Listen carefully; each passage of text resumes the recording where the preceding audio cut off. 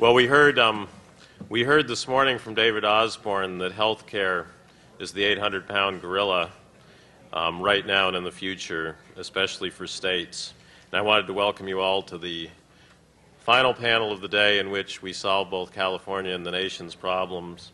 As everyone here knows, without making headway on controlling the growth of costs and getting coverage, healthcare will crowd out other priorities in the states. It will continue to strain federal, state, and local budgets, and it will reduce our economic competitiveness.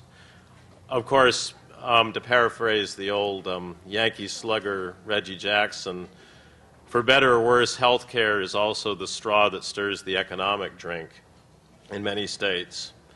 And so as we attempt to reduce costs, which we must, we also need to cover the uninsured, expand coverage, improve quality, and do many other things of that kind. So here on the panel to tell you how to do all these difficult things are four of the leading thinkers in healthcare reform in the country.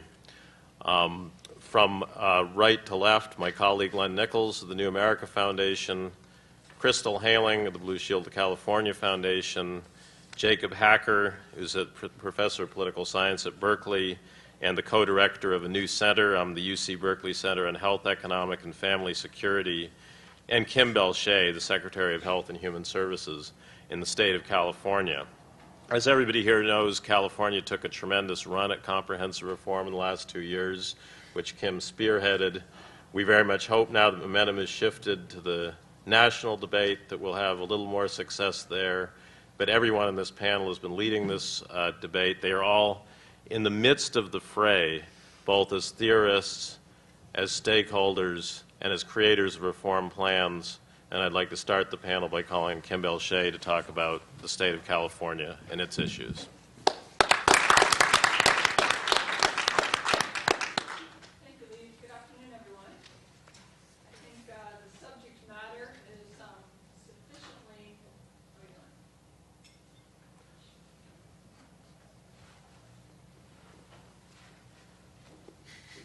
Well, there. Not good. All right, how are we doing? Better. There we go. All right. I'm Kim Belshé. I'm Secretary of Health and Human Services Agency for California. And I want to start by thanking the New America Foundation and Irvine Foundation for sponsoring this event. I think our challenge as a group of colleagues to be timely with today's conference is a good indication of how important and rich this topic is for California and the nation at this particular time. It is a remarkable time that we are coming together as a group of colleagues. Our state budget deficit. All right, let's try again. Maria, thank you. There we go. How's that? There we go. All right. So it is an extraordinary time that we're coming together. Our budget deficit here at home, the global recession really do represent some very, very significant challenges for our state and nation, and in some respects are, in my judgment, a gut check for whether or not government has the courage and the capacity to responsibly navigate these very, very uncertain and indeed perilous economic waters. There's been a number of references today to our state's fiscal challenges. I've had the good fortune to have worked in state government off and on for about 20 years, 20 plus years. And I can say that I have never experienced something of this nature and magnitude. Never before has California faced a budget gap of this size, roughly $40 billion. Never before have the revenue and expenditure options been so significant and consequential. Never before has our state government been as challenged, if not intransigent, in terms of its capacity to deal with these issues. The size of our state budget gap is consequential. It will affect everyone and everything. Regardless of whether or not you depend upon public programs, our roads will be affected, our schools will be affected, the safety of our communities, and the healthcare safety net upon which our most vulnerable Californians rely. We've heard a lot this morning about Medicaid. Medicaid is the federal-state partnership for low-income women and children, seniors, and persons with disabilities. In California, it is a significant feature in our healthcare financing and delivery landscape. Roughly 20% of all Californians, nearly 7 million Californians, rely upon Medicaid for their healthcare. So when you've got a program this large, it represents second largest general fund expenditure and a budget gap as significant as we do. It's not surprising that Medicaid is a target for budget reductions, and indeed it is in this environment as well. Indeed, on the table are budget proposals for Medi-Cal that, if enacted, would really represent a very significant step backwards rather than forwards in terms of our collective effort to achieve coverage for all and to improve health outcomes for the people of California. California, regrettably, is not alone. Nationally, frankly, all states are affecting or addressing something akin to a perfect storm in healthcare. At the very time that the recession is shredding jobs, shredding insurance coverage, shredding income, the state's capacity to address those very real needs, costs, and growing caseloads are severely constrained. All that being said, I really do believe that there is an opportunity. And I say that because when you look at the crises that are unfolding, the deepening economic recession, spiraling entitlement costs, growing numbers of people who are uninsured, ever-increasing healthcare costs, there has got to be an opportunity in there somewhere. That is our challenge. And frankly, we believe there are a couple of opportunities. So what are they? What is the administration focusing on? The near-term opportunities, frankly, do exist in the context of the federal stimulus package. Governor Schwarzenegger's #1 priority is focusing on the state's getting the state's fiscal house in order. And the state does have principal responsibility for balancing its budget.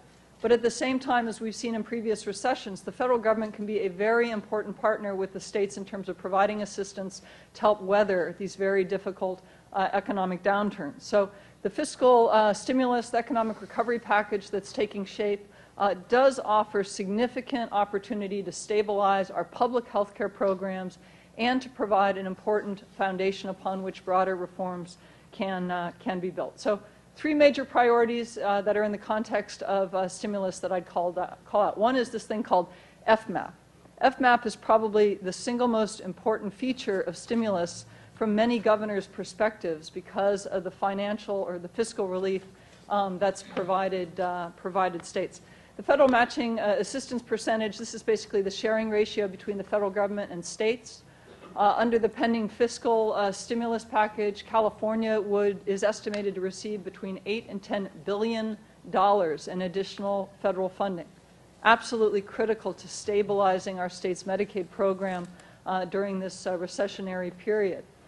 When you back out dollars that would go to the counties and back out a number of other features, the net benefit to California is just about $7.5 billion. Importantly, you heard earlier about this maintenance of effort thing and whether or not it exists in education and housing and other areas.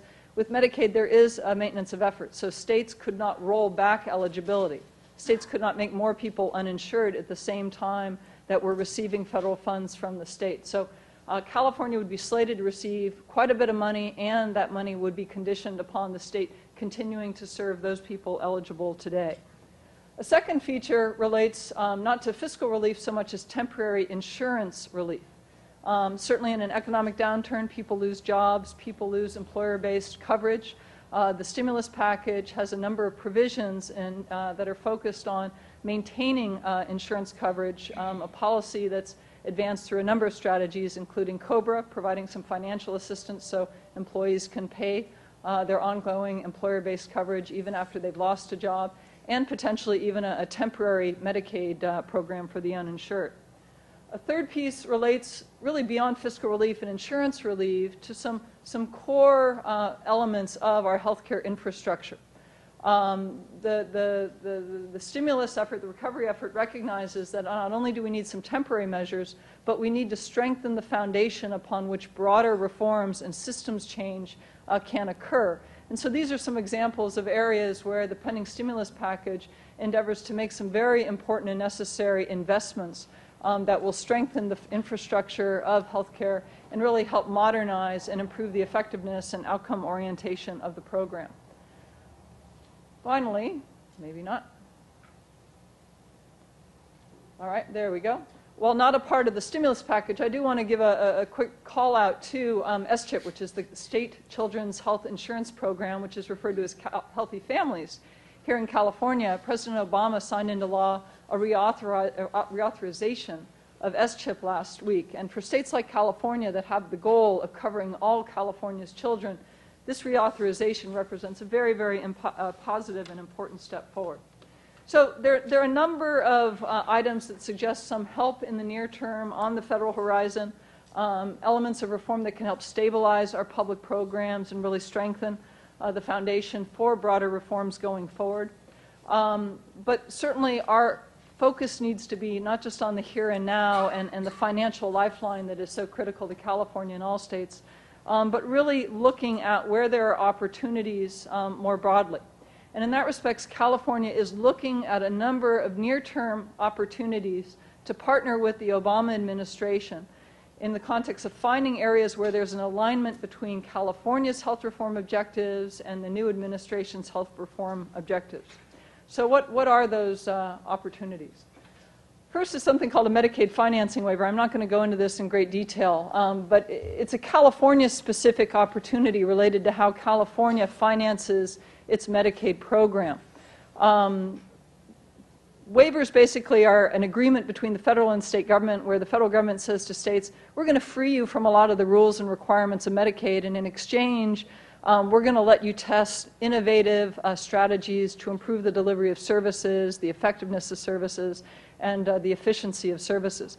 California has a very large waiver coming up for renewal towards the end of next year. Now is the time that California is beginning to focus on the opportunities afforded us through this waiver renewal, one that we believe would position California well to do some innovative and important things in terms of how we organize and deliver services for our Medicaid population and pursue opportunities related to covering more low-income Californians. More broadly, though, the real opportunity is around national health reform. And while we are focused very much today on our economic crisis and the global recession, we also think there's some significant opportunities for national reform going forward. Now, there's a lot we don't know. We don't know who's going to be leading the effort with Senator Daschle stepping down. We don't know what the scope of reform may be. Cost, coverage, quality, one of the three, two of the three, all three. We don't know what it means in terms of states, in terms of the variations across states, in terms of our financial capacity, our demographics, our economic structure, and so forth.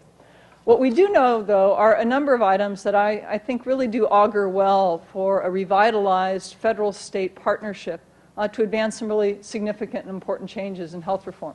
So what are those things? Let me touch upon four. Number one is we are actually seeing areas of agreement that are emerging about how to deal with this incredibly complicated set of issues around cost, coverage, and quality. When you look at the framework for reform put forward by President Obama, by Senators Kennedy, Baucus, Wyden, Bennett, when you look at states like Massachusetts that are implementing comprehensive reform, when you look at the proposal that California put forward and ultimately was not successful in achieving, you see some very common elements such as those that are noted right there. What I would call out about the common elements of reform is that they speak very consistently to a perspective that the solution to these vexing cost and quality and coverage problems do not exist at either end of the ideological spectrum, but rather exist very solidly in the middle, building upon public and private programs. Second observation I'd make is that we're not starting from scratch. There are states like Massachusetts that are moving forward with some very meaningful experiments. We've heard a lot today about states as the laboratories of democracy and experimentation. That is absolutely happening with health reform. But what we're seeing is not only innovation at the local level and at the state level, we're also seeing a growing recognition, I believe, of the limits of state-based reform. We need to acknowledge that, yes, states can experiment, but many of the levers for meaningful reform in terms of dollars, as well as tax policy, ERISA policy, et cetera, those levers for reform exist at the federal level, not at the state level. And so we really, from a state perspective, need the federal government to be full partners in the reform effort to really make reform happen. The third observation relates to another theme of today, and that is cost containment and what I might characterize as system delivery reform. There is a growing recognition that the conversation at the policy level cannot just be about coverage, as important as that problem is. Frankly, we cannot, going forward, have a conversation about covering all Californians or all Americans without having a very serious conversation about cost containment and system delivery reform. When California had its incredible policy conversation in 2007, the conversation was about the insurance card. How do you get it? How do you pay for it? How do you maintain it? The conversation in Sacramento was not about cost containment. It was not about systems change. And systems change is paramount, and I would argue it is arguably a precondition to coverage expansions in the context of the broader discussion. Finally, this what we might call the triumvirate of national crises. Policy windows, as a student of public policy, policy windows don't open a lot. But when they do, you really got to take advantage of it. And so this triumvirate of national crises in terms of a deepening economic recession, in terms of spiraling entitlement costs, in terms of our health challenges of cost and quality, I really do believe that they provide an opportunity for us to link the nation's #1 priority, which is and must be economic recovery and growth, to a broader national reform agenda.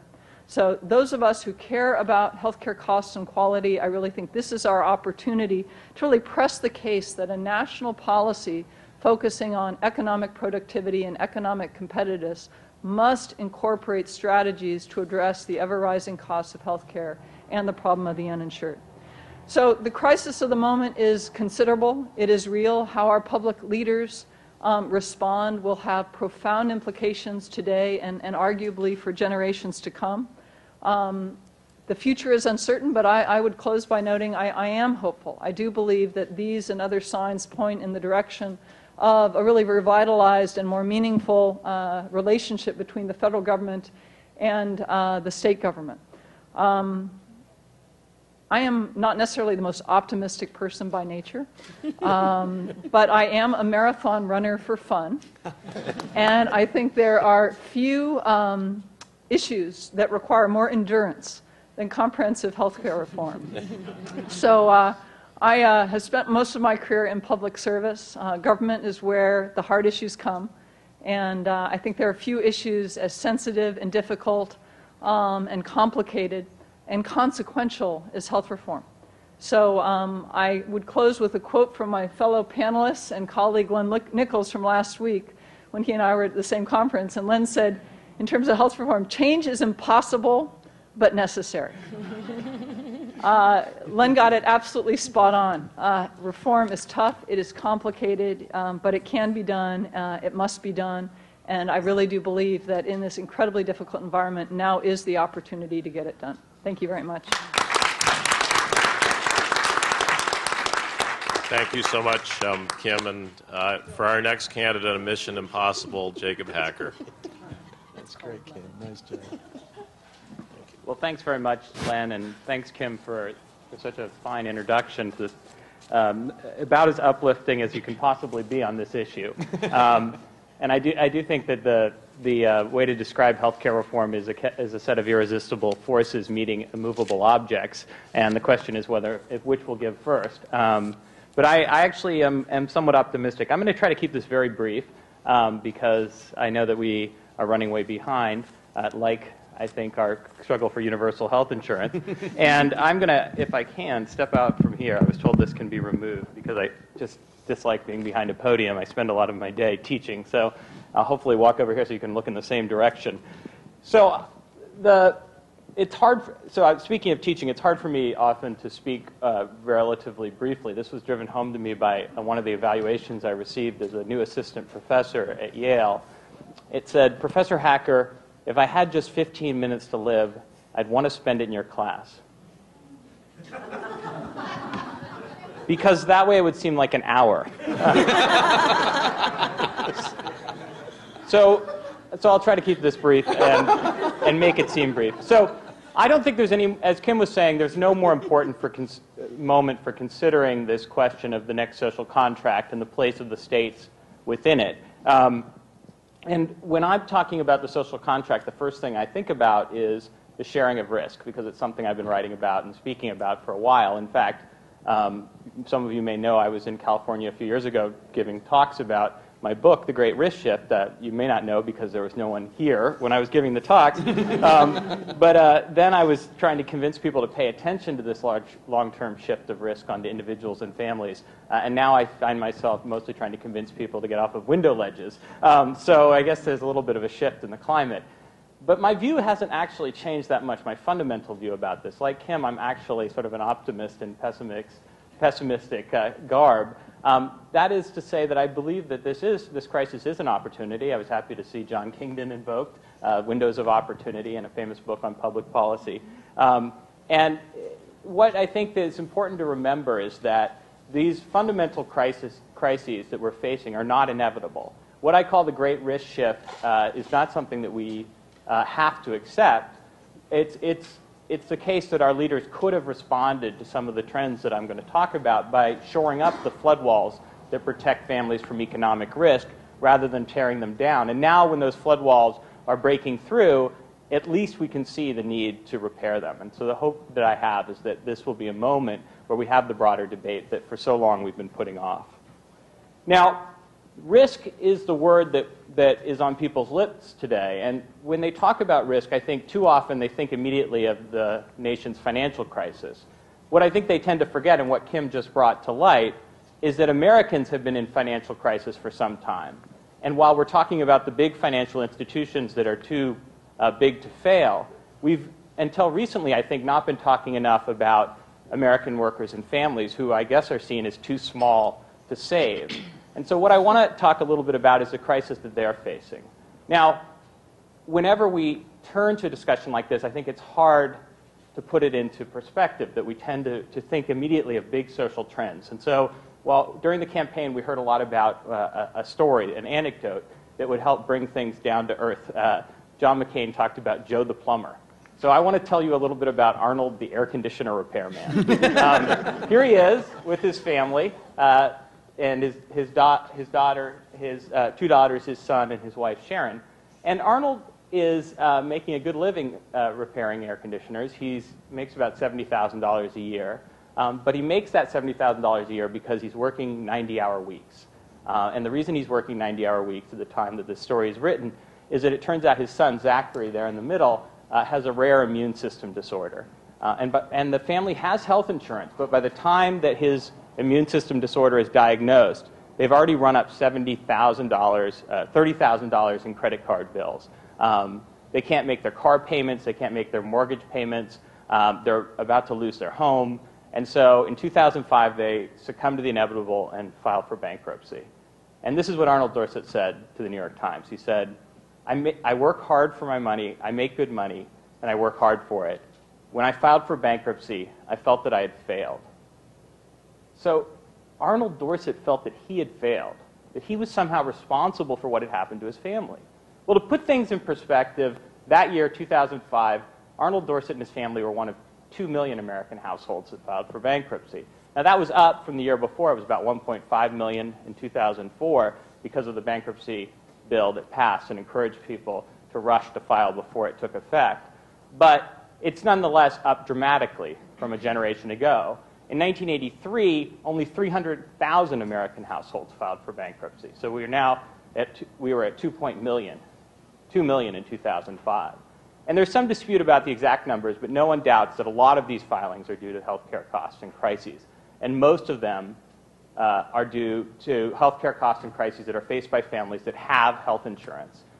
Depending on which numbers you believe, we're talking probably about half, a third to half of bankruptcy filings are due to these events.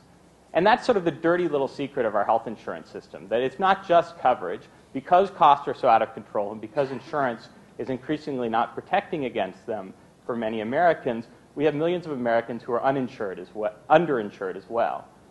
Just recently, the Commonwealth Fund did its biennial health insurance survey, And what it found is that in just the last 4 years, between 2003 and 2007, there was a 50% increase in the share of non-elderly Americans who were underinsured. And other surveys put the number at an even higher level. But whatever the number, it's gone up dramatically over the last 10 years or so. And that's really, I think, the crisis that we're facing in a nutshell. We have millions of Americans who don't have health insurance at all. Probably about 1 in 3 non-elderly Americans go without health insurance every 2 years. And then we have millions more who have health insurance but who are inadequately protected. And, of course, millions of Americans who have health insurance and are adequately protected are at risk of falling into those 2 other categories. Meanwhile, of course, health insurance costs are spiraling upward. And at the same time, the money that we're spending is not always delivering the kind of improvements in health and well-being that we know that we should be getting for the amount we're spending. Those are fundamental problems that we face. And unfortunately, they're not the only problems we face. I'm going to talk just for a minute more about healthcare, but before I do, I want to just mention that this is just the tip of a larger iceberg. We've seen in pension plans, in family finances, in job security as well, a major shift of economic risk and responsibility from the broad shoulders of government and corporations onto the fragile backs of workers and their families. We've seen this in all these areas, but for similar reasons, in my view. In the first place, as we've been talking about today, the social contract, and not just the social contract at the national level, but the social contract that involves all of the levels of government, has eroded dramatically as we've failed to update many of our fundamental social programs to deal with changing economic realities. The way in which I like to think about this is that we have a system in which essentially we're still working with a social insurance framework that was built for an economy in which we assumed that there was a male worker who was earning money to support his family. We didn't think about the role of women in the workforce as we should have. We also have a system that importantly is premised on the idea that people can move from job to job relatively easily, that they don't have to worry about their skills being displaced and having to retrain, or about the big jobs in income and benefits that occur when you move from one sector of the economy, say manufacturing, to another, like services. We have a system that was premised on the idea that the most impoverished and disadvantaged members of society were the aged, and thankfully that is no longer true. Meanwhile, millions of Americans who are starting out in life don't have the assets or the income to be able to make the investments they need in their future. And lastly, and perhaps most important, we have a system that is premised on the idea that employers will serve as mini welfare states for their workers, providing them with the first line of defense against what FDR called the hazards and vicissitudes of modern life. Well, employers were once willing to do a lot more, especially when unions covered a third or more of the workforce. But today, they're pulling back from those responsibilities, and as a result, risk is shifting onto workers and their families. We're talking about health care, and so that's an area where this has certainly occurred. I'm just going to skip past this, since I want to move quickly. We've seen a very dramatic decline in the proportion of Americans who get coverage from their own employer, down from a peak of almost 70% to just over 50%. And these numbers are already dated. We've seen a little bit of an upswing in coverage in the last Census Bureau statistics, but that was entirely because of an expansion of public coverage. It's just the case that in our more service-oriented, more globalized economy in which more people are working part-time or as temporary or contingent workers, it's harder for people to get that secure guarantee of coverage through the workplace they once had. We see this in pensions as well, I should note. It's a little bit different. Pension coverage actually hasn't declined by that much, although these numbers, again, are only through 2004. But the big change, as you know, is that we've seen a major shift away from guaranteed defined benefit pensions and towards so-called defined contribution plans like 401ks, sort of investment accounts that your employer operates. And right now, of course, we're seeing a lot of focus on the loss in the value of these 401ks as a whole. But I think one thing that we tend to forget when we're talking about 401ks is that in the old world of defined benefit pensions, there was a lot of ways in which risk was spread across all workers in a particular plan, whereas today those losses are now being borne by individuals, and those plans have to be managed by individuals in ways that often expose them to a great deal of risk. We've moved, in a sense, in pensions from a system in which we had a three-legged stool of Social Security, guaranteed, defined benefit private pensions, and private savings to a system in which we have a two-legged stool. Social Security, which is still holding pretty strong, and private savings both inside and outside of 401ks. And as I like to put it, we all know how wobbly a two-legged stool is. And right now it seems pretty wobbly indeed. But I think healthcare is the area that we should really be focusing on first and foremost in this current crisis for all the reasons that Kim suggested. And I think we should really be thinking about the challenge we face on healthcare in much the same way that Franklin Roosevelt thought about the Social Security Act back in the 1930s. It's hard to remember now, but when Roosevelt came in, he focused on immediate economic recovery, banking reform, financial regulation, the National Industrial Recovery Act. It was not until the so-called Second New Deal that he focused on economic security. In fact, the first name for the Social Security Act was the Economic Security Act. And what the New Dealers believed was that there needed to be a new framework of economic security. And there were two elements to that I think are quite relevant today. The first element is that the idea that economic security was needed to have a foundation of growth and prosperity after the economic crisis passed. Roosevelt and his advisors believed strongly that you needed to have a basic foundation of security to have the confidence to look toward the future, invest in your hopes and aspirations, and achieve the American dream. And that's why the New Deal flows naturally to the post-war period expansion of unions and benefits in the private sector, as well as the creation and expansion of benefits for the middle class through the GI Bill and other measures that ensured that people had ownership of assets, that they had protection against the most serious risks to family income and wealth. But the second aspect was a new social contract between the federal government and the states. And we should not forget that aspect of Roosevelt's vision either.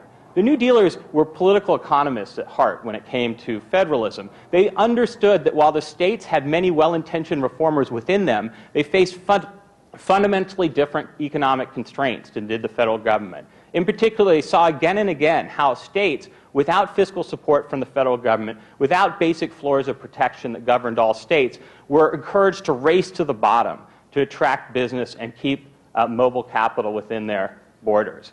That problem has not gone away. If anything, it's as acute today as it ever was. But we have a whole new framework that the New Dealers helped construct in which basic programs provide a kind of floor of protection across the states, allowing innovation in state efforts, but creating a kind of floor of support and fiscal support for states based on their ability to pay that allows them to engage in these activities that would otherwise be very difficult in a context of intrastate economic competition. That system has eroded dramatically. It has eroded in two respects. One, of course, there's been a lot of devolution to the states, but I think the more fundamental issue is that we have not updated the kinds of efforts that we are supporting at the state level. Unemployment insurance is a great example, right? The unemployment insurance system has just dramatically declined over a generation in which it's been much more needed. Today, we're talking about only about 37% of unemployed workers receiving benefits. That's a national tragedy, and it's also a tragedy for our economy because those are the kind of automatic stabilizers that are supposed to provide help automatically to our economy when job losses rise. Healthcare is the other area where I think action must be needed. By default, Medicaid and S-CHIP are becoming something like middle class, lower middle class entitlement programs. But we have backed into that outcome. Even as we talk about the states having more latitude and rights, we're burdening them with a growing population of people who need protection. These are not mop-up operations anymore in a fundamentally well-functioning private insurance system. They are becoming the real action for millions of our fellow citizens. And so we need to support that, and we need to act to move beyond it to create a new national framework. And so I will end with a few words about that. For the last few years, I've been working with a lot of other people to try to get this debate going, and I'm happy to hear and see that we're finally having it. At the same time, I think it's important to keep in mind that we're not going to succeed at the national level unless we have a real vision of what needs to be done and quick action in many important areas. We cannot wait, I think, on this front until the economy improves. We cannot wait until we figure out a way to finance this at the present. We need to move now. We need to put in place important pieces of this overall puzzle, and then we need to create this secure foundation going forward. That has to be built on a combination of employment-based benefits for those who can still count on them, but a real strong foundation of coverage for those who do not get insurance through the workplace. And that has to be a national pool, in my view, that allows people to choose between public and private insurance. The proposal I've advocated, called Healthcare for America, is available on the web at the website sharedprosperity.org, along with cost and coverage estimates, and you can look at it there. But I think that the important thing to remember and to keep in mind is that this is going to require hard work on all our parts, and it's going to require that we move quickly rather than wait. And I think Kim was very eloquent on that point. FDR, I think, put it best back in 1938 when the Social Security Act was just beginning to take effect. This was on the 3rd anniversary of the Social Security Act. He said, let us not, sorry, my slides are moving. He says, let us not allow ourselves to be misled by those who advocate shortcuts to utopia or fantastic. Jacob give such an eloquent description of the way in which we have made shifts in risk from government to individuals. I was actually really reminded of one of my favorite New Yorker cartoons. It's an image of two men who are, two guys who look like they might be homeless, who are standing on a street, and one says to the other, there it is again. The invisible hand giving me the finger. And I think to some extent that's where we are right now. I think there's a lot of Americans feeling like the economic system that we all supported and believed in has really turned out not to be providing the kinds of supports and, I will say, economic prosperity that most of us thought we were going to get. As we have done the work of our foundation for the last few years, I've actually been lucky enough to be working in philanthropy for most of my career, which is an odd bridging role because you deal with incredible amounts of wealth, but you're trying to really deal with social problems that are typically focusing on people who have not a great deal of wealth at all. And the work that we've been doing in our foundation, when I was put on this panel to try and think about and talk a little bit about, is how is philanthropy, which is primarily trying to focus on how do we leverage the small dollars that we have. They're large dollars in the grand scheme of things, but in terms of compared to what government does, they're not very large dollars. How do we leverage that to really begin to address some of these root cause issues? So I'm just going to talk a little bit about some of the things that we've been doing and share with you what I think are some of the big things that are coming up for us as we look at this health reform conversation. First of all, as our foundation has looked at this issue, one of the first things that we decided to do, in addition to funding some of the great organizations like New America Foundation, which are focusing on public policy, is help the people who don't have services right now. So in addition to coming to policy conversations like this, supporting the great policy research work that Len and others do, we also fund over 300 community-based clinics that are providing care for people who don't have services. So before we go thinking that we're going to solve all the problems right now, we actually have to help the people who don't have services right now. That is actually fundamentally linked to another firm belief that we have as well, which is that we will find many of the solutions to the healthcare problem in those organizations, those scrappy little community clinics that we're funding and we're working with, to many of the problems we have, because they have figured out for a long time how to make a dollar stretch, how to provide services for people when you don't have the latest and greatest technology. And we really believe that by focusing on many of those community clinics and those organizations, we will be able to find some of the solutions to the problems that we have. So that's another thing that we've been really focusing on. In addition, I think that one of the questions that we've been looking at is one of the challenges in healthcare is, as they say, everybody, one person's cost is somebody else's revenue. We have a problem in healthcare because it is 1/6 of the economy, and while many of us are saying that we've got to rein in costs, on the other hand, we've got people saying we've got to spend more because those are more jobs. We've got to be really honest about how we look at that. There are places in the state of California that have built new and greater hospitals, partly because communities feel that it is. I was actually very struck by the earlier conversations about education, the similarities between some of the educational challenges we face in higher education as well as healthcare. Institutions now begin to act in their own best interest, which is not necessarily the interest of the communities in which they're serving. So we do need to really think about where we're putting those dollars. Who are we employing? One of the things that I could say, the lessons from the community safety net world that I work in and we support, is that we need to be thinking about the allied health professions as much as we're thinking about doctors. Oftentimes we hear people say we need to be training more physicians, we need to be looking at academic training institutions, we've got to be throwing more dollars there. I would say an unequivocal maybe to that. One thing we do know is that when you look at what are the real drivers of increasing cost in terms of health status, we know that it's about managing chronic disease. The simple fact of the matter is there are very few people who have stopped smoking, managed their diabetes, managed their hypertension because they sat down and talked to their doctor and their doctor said, you know what, you really ought to do it.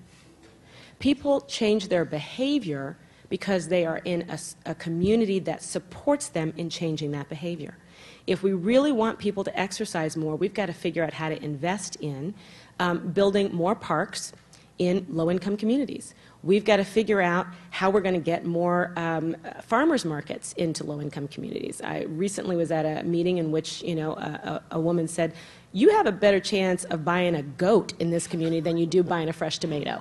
That's the absolute truth, right, in many communities. So we have to really begin to think about how we shift away from the things that when we think of health care, we think about. We think about, you know, you think how many TV shows in this country, primetime TV shows, are focused on hospitals and doctors who are larger than life, and that's how we think about health care.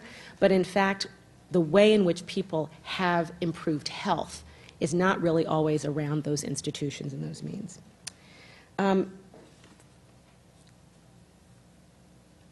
Finally, I think that there is, and I'm going to speak very briefly, I think that there is this whole issue of the social contract. I really appreciate this conversation because I think that that is fundamentally what we're talking about.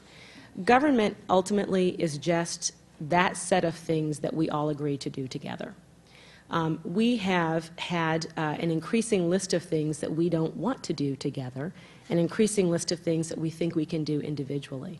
I think this economic crisis has shown us that, in fact, we actually have to be working more closely together.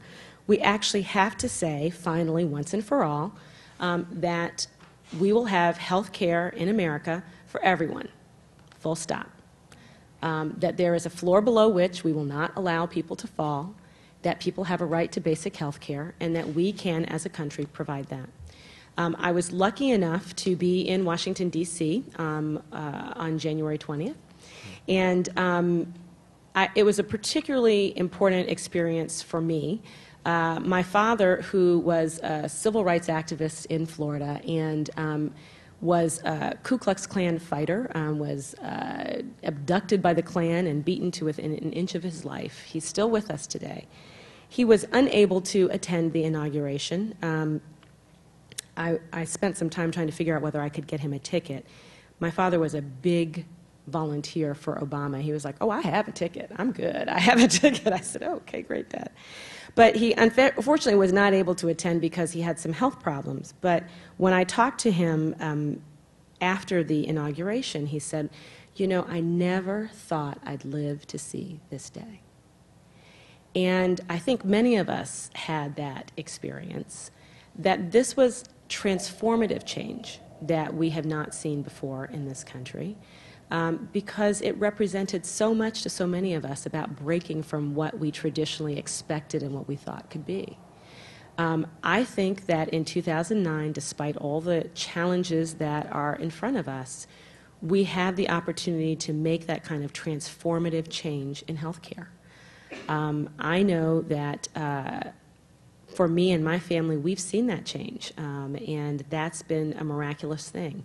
I think that we can do that again. I think we're beginning to develop a different social contract that says that we've got to pull together, and it's not just about what I can individually get for myself, but what we can build collectively. Thank you.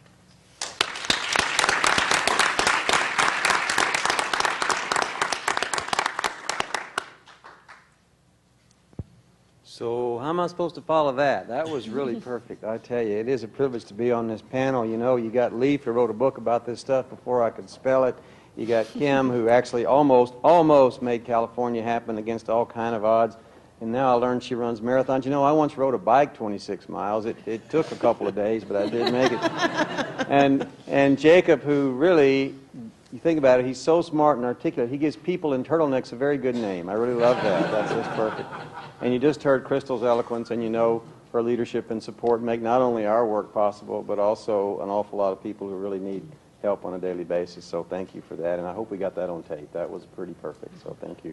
So what am I supposed to do? I'm from Washington. I'm here to help. We're basically going to talk about what's going on in D.C., if you believe it, and I will say there is good news. You know, let's all take a deep breath here. There is good news. I will give you the bad news as well, because I'm supposed to, and then I'll tell you about what it's going to take to accomplish the vision we all dream of. And the good news is, I think it's fair to say, all the people that matter really do get that we've got to do both coverage and delivery system reform. You are not going to get 60 votes in that famous Senate unless you have a credible pathway to containing cost growth and expanding value over time, and I think that's meet and just and proper. The other good news is an awful lot of stakeholders, unlike last time, I'll say that a few times during this talk, unlike last time, an awful lot of stakeholders are willing to say the current system cannot be sustained. The most persuasive ones among them are those who are actually doing okay right now, but they know we don't really want them to keep doing what they're doing to survive. And we know that, in fact, even they don't see how the system as a whole can hang together with the trajectories we all are facing. It does kind of hang up every once in a while, doesn't it? Okay. And we also know, and this is, I must say, an astounding thing, if you had told me a year ago that we would be standing here in February of '09 with a new president that gives us hope, but with an economy that was imploding, and you would tell me that health reform big time was still on the agenda, I would have told you you're smoking stuff I can't afford. I would have told you there's no way this is possible. But in fact, what has happened is we have looked into the abyss at the existential threat we actually face, and we have said, we have to get serious about what really matters. I mean, there are lots of phrases from that day in Washington, January 20th. The one that rings in my ears is era of responsibility. We have to take our responsibilities seriously. That means you think about how you restructure an economy, how you restructure a society, how you restructure a community, a social contract. You can't do that and put health care on hold for 3 years. You can't do that and put health care on hold. And therefore, we're having this conversation more profoundly and quickly than I think we might have otherwise. And I think it's fair to say the new leadership, both in the Congress and in the White House, get that the economic system is actually integral to the health system. And if we don't get the health system fixed, it's going to be a drag on our economy in a way that we will pay for forever. So the cost of doing nothing is high and highly recognized. Some more good news, just in case you need a little bit more. I know it's been a long day, and sometimes the C-SPAN's not so fun. Think about Baucus. 1993, we had a chairman of the Finance Committee named Pat Moynihan, fine American, tall, smart. But he was, I think the technical word is hostile to the idea of health reform. He didn't want to talk about it. He didn't want to do it. He didn't think Clinton should push it. He wanted welfare reform, and he made our lives in the trenches, I was at OMB at the time, hell. Max Baucus, on the other hand, a week after the election, walks out there in a prearranged press conference. We were terrified, had no idea what he was going to say. Because he could have said, well, you know, we thought about it and we just don't have enough money. And we all would have believed him and gone home. But he said, we can't afford not to do health reform. Sports fans, that is 180 degrees from where Moynihan was. And Max Baucus is the chairman of the Finance Committee. He has a checkbook. We can do this. The Kennedy legacy. I will tell you, there is no sadder element than the fact that his health makes it unlikely he's going to be fully functional at the day we sign this bill. But I will say he's got his staff working about as hard as a staff can work and still be human to produce a proposal cohesive enough, and they're very close, that he can shop it around to the 3 or 4 people who really, really, really matter, that only he can persuade. And they include Orrin Hatch and Mike Enzi, 2 Republicans we will need if we're going to pull this off, and there is one man who can bring them, and that is him. Oops, sorry. The bipartisan conversations prior to the election. You know, the Wyden-Bennett bill is not going to be the vehicle for nirvana, but it did prove for 2 years that we can get, in Washington, D.C., Republicans and Democrats to agree that we can cover everybody and we can develop a framework that can begin to bend cost growth going forward. In arguably the most partisan Congress since, I don't know, John Adams. You had 17 co-sponsors, 9 Republican, 8 Democrat, depending on how you count Lieberman, your choice. You can do whatever you want. But the point is, they agreed to do this, and therefore that is a basis of a bipartisan conversation that will serve us well going forward. The House leadership, as Jacob knows quite well because he's helping them, is gearing up. You don't hear a lot about that, but trust me, they're getting prepared. They know the issues very well, and they're going to be equally, if not even more, engaged as a Senate. And then there's Obama. You might have heard this rumor. He's pretty good giving a speech. The other thing about the politics of Obama is that he knows how, or at least some people think he knows how, to communicate to the human beings out there around the filter of the media. All this text messaging, YouTube stuff. It's got them all nervous. Got the lobbyists real nervous because they're used to controlling the airwaves and they're used to having complete lock on the 3 minutes that healthcare is talked about in the evening news. That may not matter near as much going forward because of all this stuff my 12-year-old understands. So fundamentally, it really is possibly a new politics and a new day. And then there is, of course, Republican disarray. Not to be flip, but I would say it's kind of like the Palestinians. Who do you negotiate with over there? It's really, really difficult right now. Now, when that happens in Washington, what happens is, of course, they revert back to nature and sort of start, you know, socialism and all that. And they do it to get them all back in the cave to figure out what to do. Be patient. It's a marathon. It's going to take a while. They're trying to figure out how to do this. Some will never come around. Some actually want to help. In fact, a big chunk of them actually want to make this go away. Partly because they share the goals, partly because they want it to go away. It's not an issue that's going to serve them well ever. So they want to fix it and get it done and move on. Now, some underlying realities. Our incentive structure is deeply flawed. Fee-for-service has to go away. Aggressive underwriting has to go away. No question about that. At the same time, people profit from the flaws. One person's cost is somebody else's, not just revenue, income. Behavioral choices really matter. You can't just lay coverage on top of people and declare that victory. We've got to think hard. Have you looked at the obesity projections in our nation?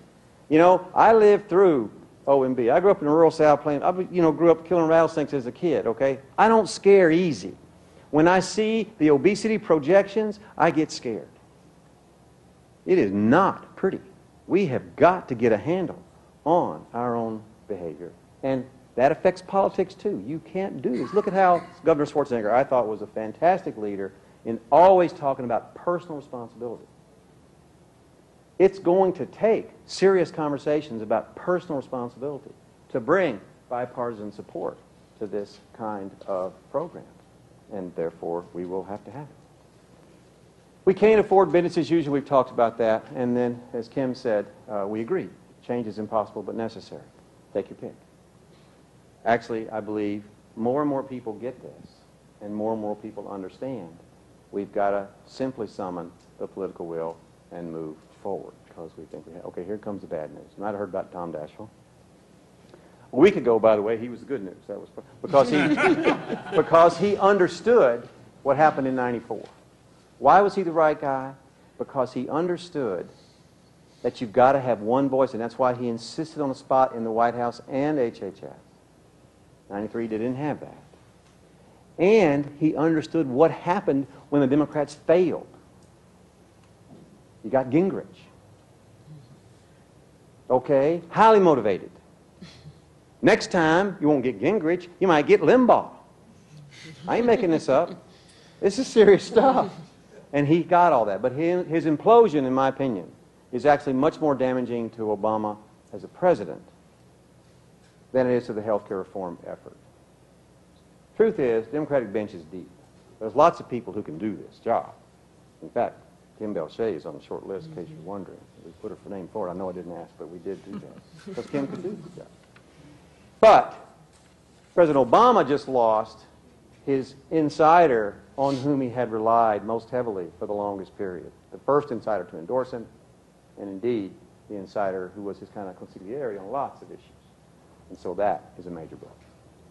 The continued economic downturn, look, as I said, I believe it's more likely that we're going to talk about health reform big time because the economy is where it is. However, there's a razor's edge here. I don't know, as an economist, how many more months of 500,000 plus jobs a month we can take. I am quite worried about that. Quite worried about that, which is why I think we probably will pass a stimulus package before too long. The enemies of reform are very, very smart. They whipped our butts last time, 147 to nothing. We didn't cover a single human being.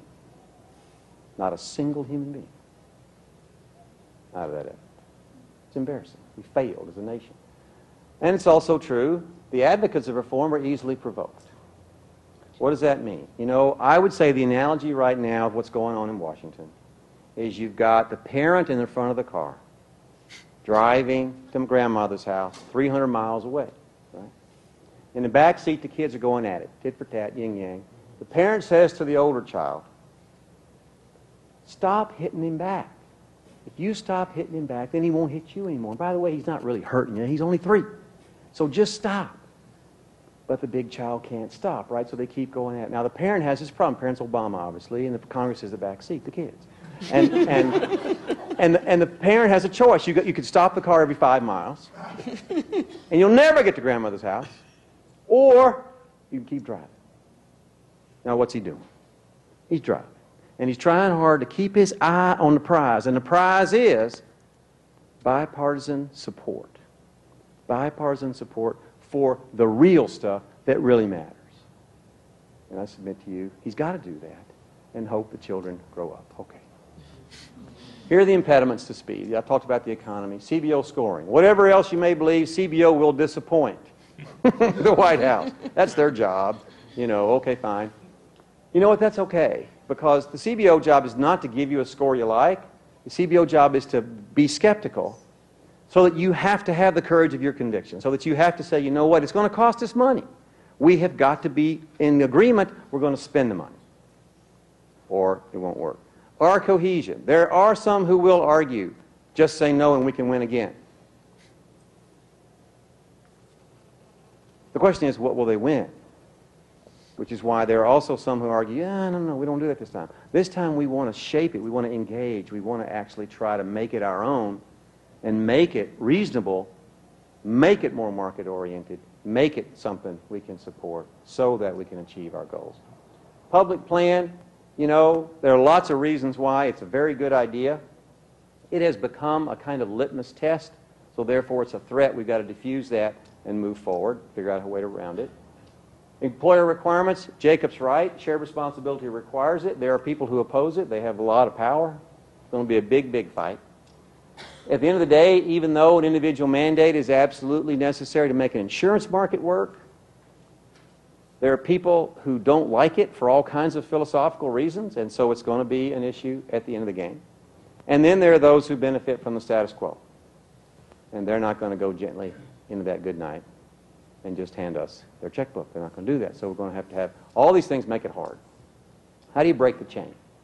You've got to have a rock-solid commitment to actually getting to grandmother's house today. You've got to pursue bipartisan reform. And what does that mean?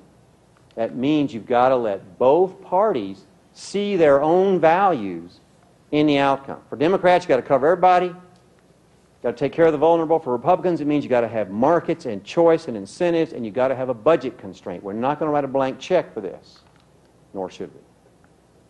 Turns out, what we all do for a living, you can do this. This actually ain't rocket science. It is, however, rocket politics. I will say this. Policy's hard. I don't mean to be flip. Politics is really hard. The personality defects of people who didn't get hugged enough when they were 3 but somehow got power, oh my gosh, that is really, really hard. But that's why we live. So what do you got to do? You got to protect the debate from the saboteurs. And I want to focus on, I got a red thing here. I want to focus on collaborations and new voices. Key to life is free the progressive voices. Every trade association is too big. Every single one of them. Why? Because they have an internal logic to grow, to aggrandize the power of the leader. Which means you take in all possible members. Which means you end up with the weak ones. Which means you end up defending the weak and suppressing the progressive visions. And so they end up telling the policymakers, well, I'm really with you, but don't change that. And if you do the Venn diagram of all those conversations, what you're left with that you can change is the null set, 0. So we've got to free the progressive voices. And that's really what this is about. It's about divide and conquer. Okay. Finally, reform's virtuous cycle of feasibility. You know, Kim talked about it, and I think it's really true. When you see how big a lift health reform really is, a lot of people want to say, well, you know, it's going to come in these pieces. We got to do it a piece at a time. Let's start with cost. And it's a perfectly reasonable position. I've been there myself many nights. Okay? But not in the daytime, and here's why. What cost is really about is about figuring out how to do that, payment reform. If we don't get payment reform right, it doesn't matter what the heck we do. Payment reform has lots of implications. It allows you to align incentives. It allows you to get to real cost growth reduction and enhanced value. It allows you to achieve fiscal and economic sustainability. But let me tell you a secret, sports fans. You ain't going to get payment reform if you don't do anything else. Why? How many hospitals in the United States? How many? 45. There you go, 4,500. How many are efficient? 300. That's the problem. You cannot do root canal on the delivery system naked. You've got to lubricate the wheels of change. You have got to put some money in the system so that we can bribe them. It's all about bribery. You bribe them to give them space to deal with the payment reform you need. What is bribery? It is covering 47 million people so that we can put enough new money in the system in the short run to enable us to realign incentives in the long run. I submit to you, you cannot get payment reform. If you try to do payment reform and you try to do all that without coverage, the hospitals and the specialists will beat you. They will beat you. So we get nothing. Or we could do this the right way and do coverage too. What you going to hear? We can't afford it, whatever it is. The people who say it most loudly have lost just a tad credibility because they used to say we couldn't afford to cover children. Okay? They'll say we can't afford to cover anything. So take it for what it is. Trust but verify. My very favorite phrase from Ronald Reagan.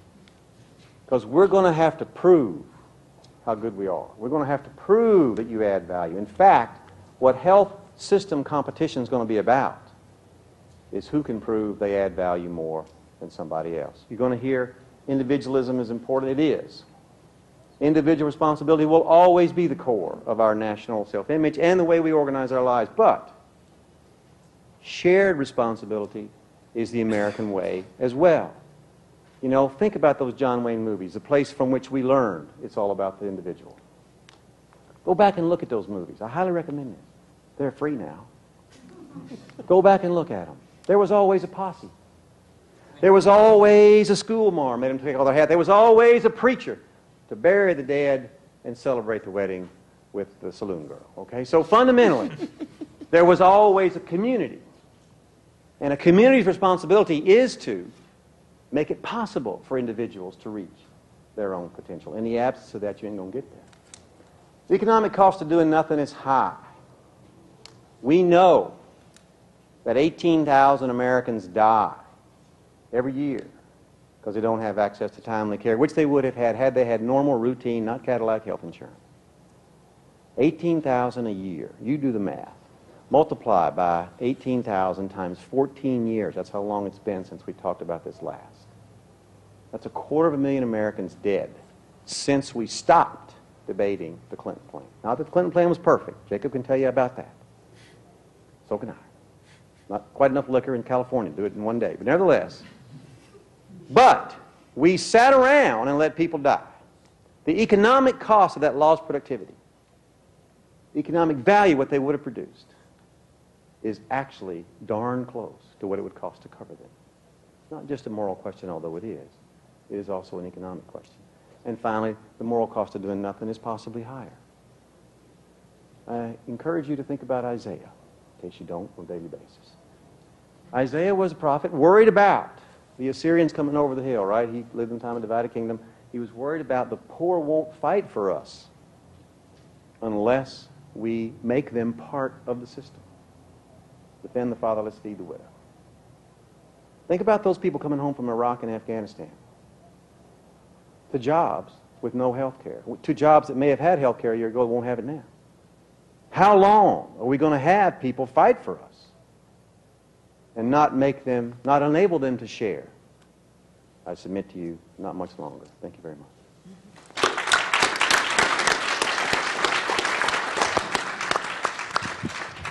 And now you know why we put Len Nichols last in the panel, because it is literally impossible to follow Len Nichols. I know a couple of our panelists have to head off, I believe. We can probably take just one or two questions. Anyone out there?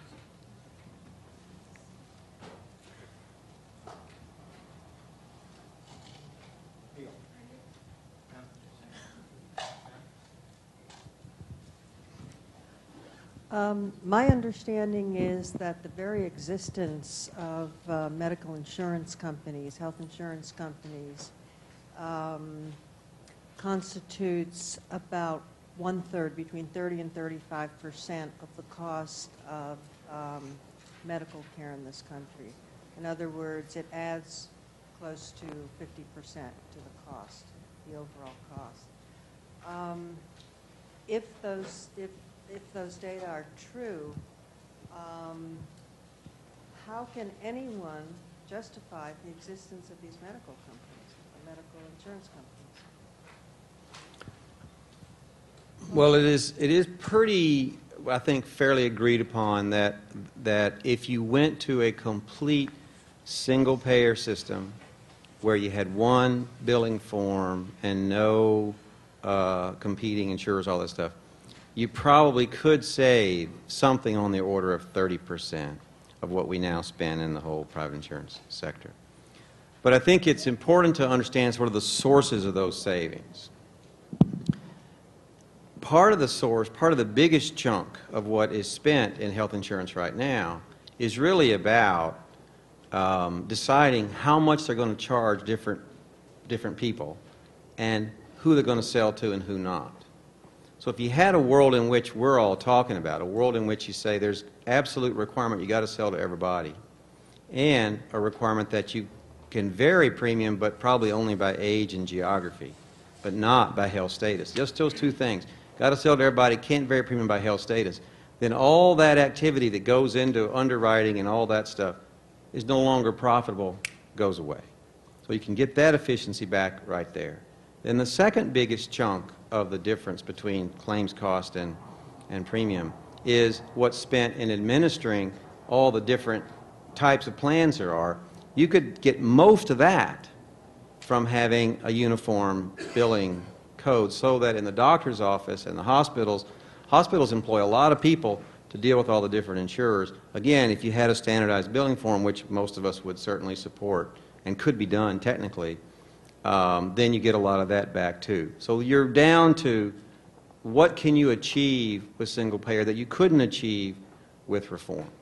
And I would submit that's a much, much smaller number than 30%. And the way I think about it, and you know, obviously other people should weigh in, but the way I think about it is that is probably the price, and I'm thinking it's probably on the order of 5 to 6%. That is probably the, which is the net margin of these things.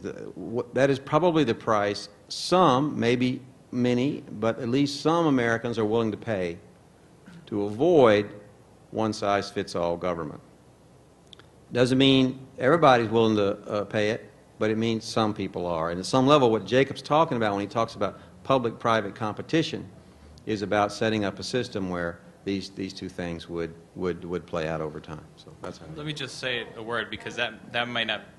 I'll just follow real quick, and then, which is, since I didn't want to take up too much time in talking about this idea of public-private competition, I think it's important to just elaborate on what Len said, that I think that the advantages of public insurance are real, and we see them in public programs like Medicare at the national level, which for all its shortcomings has experienced slower cost growth in the last decade and also has done a better job of ensuring access to care for senior citizens than we see is provided by private insurers for those who are near elderly. And so what I've argued for a while now is that we should have a system in which people who don't have coverage through their employers, and that's a lot of Americans, and it's going to be more in the future given current trends, should have a choice between public and private insurance, a real choice. And that's something that doesn't exist today. Now we have a public insurance system that's basically set aside for special categories of Americans. And that if you can put that on a level playing field, we really get a chance to find out how much Americans value the competing benefits and costs of public and private insurance. My sense is that for many Americans, the security and stability of a public insurance plan, the free choice, the relatively free choice of providers that it would provide, and the broad reach that it would give, as well as the low administrative cost, would be quite attractive. And so I think it's a really important goal for those who believe that this is the direction we should move as a nation, that a true public insurance plan competing with private insurance remains on the agenda. And as Len was suggesting, it's becoming a litmus test. And if that's the case, then I think people who believe that it should be part of reform should be speaking up and not just sitting on their hands and saying, well, if we can't have everyone in public insurance, we're not going to be willing to support anything. So, but you were going to continue, or?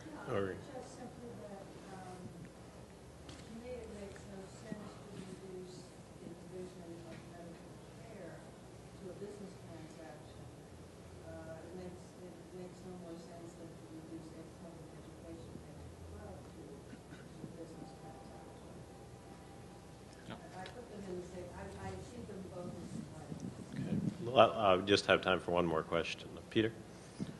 Nobody has said anything about drug companies,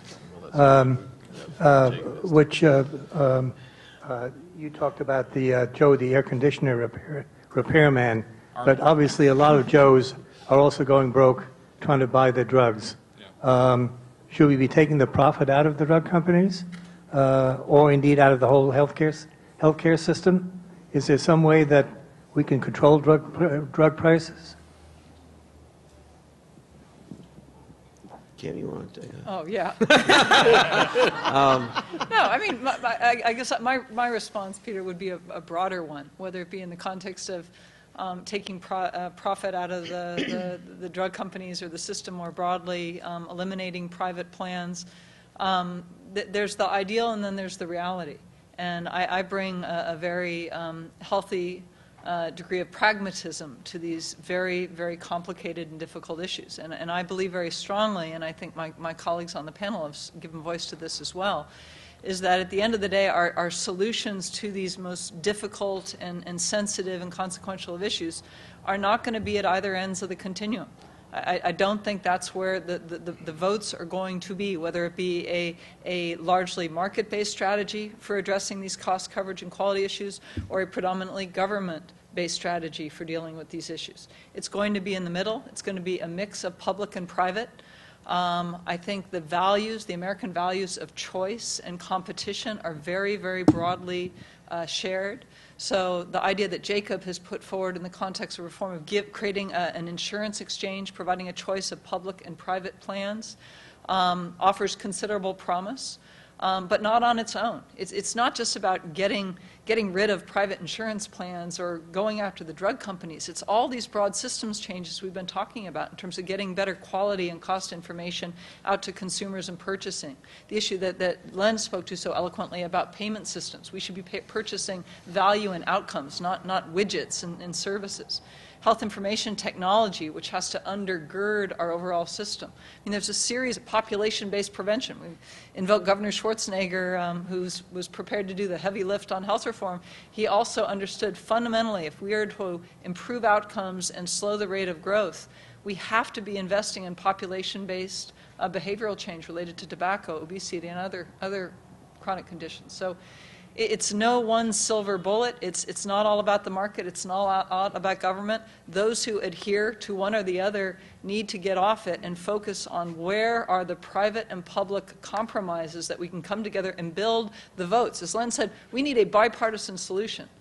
And we are not going to get a bipartisan solution if we're saying it's all about government or if it's all about the market. That's what we learned in California. It's destined to fail. So don't you agree Kim could be Secretary of HHS in the United States? There you go.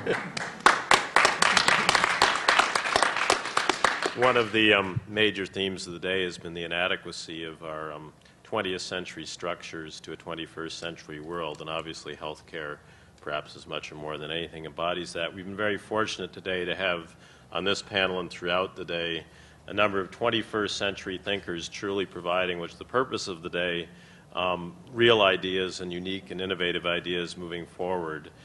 Thank you all for coming so much today. This event will live on YouTube, we hope, forever, and onward and upward. Thank you so much. Appreciate it.